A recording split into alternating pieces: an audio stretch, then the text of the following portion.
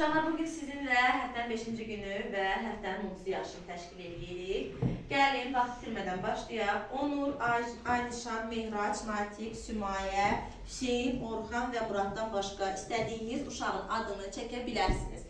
Gəlin, başlayaq. Natiq kimi seçsən? Fatosu. Fatoş kimi seçsən? Deməli. Zəfər. Zəfər kimi seçsən? İsa'nı. İsa. Hüseyin kimi seçsən? Eyvazı. Eyvazı kimi seçsən?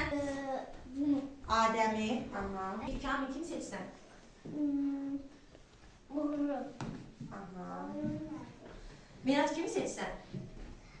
Adem'i. Adem kimi seçsən?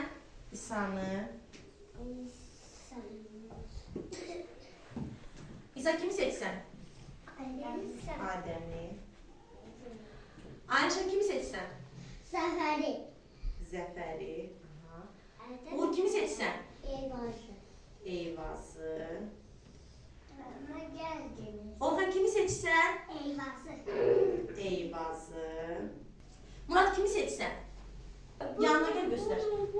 Eyvazı.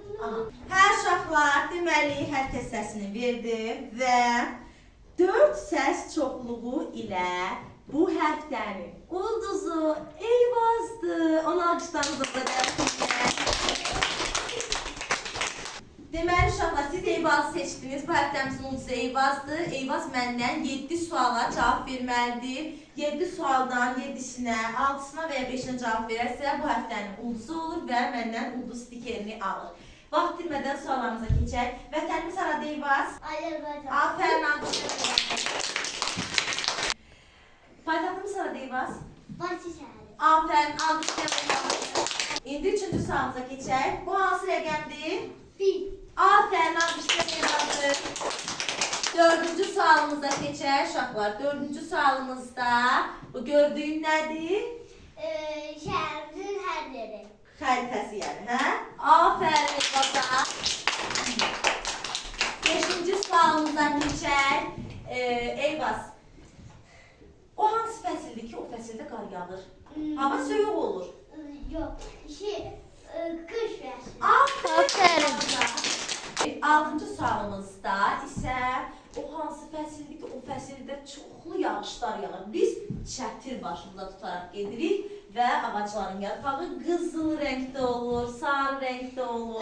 Payız. Afərin Eyvaza. İndi isə bizim 7-ci sualımıza keçək. Bilirsiniz ki, 7-ci sualımız biraz fərqli olur hər zaman. Eyvaz, səncə, bilsən ki, uşaqların oyuncaqları var. Sən uşaqsan və sənin oyuncaqların var, yoldaşlarının da oyuncağı var.